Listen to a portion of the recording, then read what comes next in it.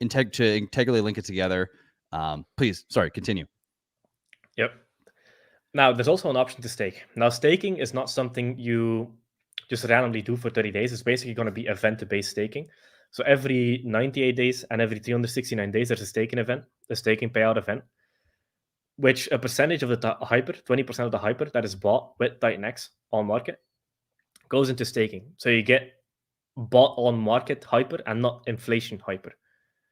So you get the hyper that is bought on the market via the protocol. So it doesn't come from inflation. Now, what will happen here is this is going to be a cycle-based event. Like every 98 days, there's probably going to be arbitrages there where people can take maybe even 100 billion hyper, stake it, and get 120 billion hyper back because nobody staked. So this is kind of like a one-day event. A lot of people are going to buy on market for that because the arbitrage exists. It's like a quick way to do it, which takes supply off of DEX. And we did it this way because we wanted to make sure that all the TitanX bought hyper on market instead of the TitanX being in staking payouts because it has a bigger effect on the miner other way. Right. And we did want to get rid of staking. So yeah, you can mine, you can stake. Now, the buy and burn is sick. All the Ethereum that comes in buys TitanX on market, as you can see with this button. 20% of the TitanX that is bought gets burned. The remaining 80% buys hyper on market. And the 80% of that gets burned, 20% gets given to staking payouts. So there's a massive hyper deflationary effect to hyper. The hyper doesn't get as harder to, doesn't get as more expensive and more scarce to create in the future. So for example, on TitanX, it was 0.35%. You get 0.35% less a day. You pay more Ethereum.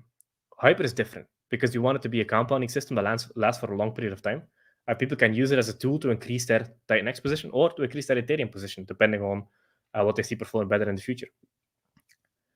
Now, hyper is different. The supply gets a little bit harder to create every day, 0.08%, and the cost in Ethereum doesn't move up, which means that it's a lot easier for the miner ROI to stay higher and people to use it as a compounding tool to increase their positions. Now, that's actually one thing that I had missed. So that's actually really important to understand here, guys, that like TitanX, if you're familiar with TitanX, the ETH cost goes up by 0.08% per day, right, in TitanX?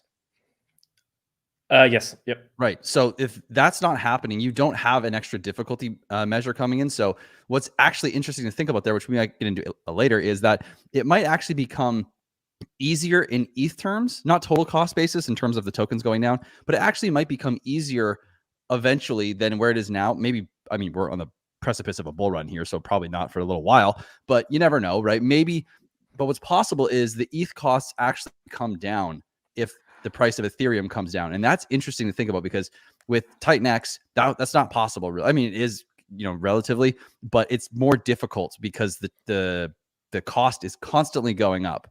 So I can just appreciate that feature. That's really interesting. And even that alone, I mean, you could think a lot about and how it's going to affect. So for the compounding game, I think that's a really cool idea, actually. Now, here's another interesting thing.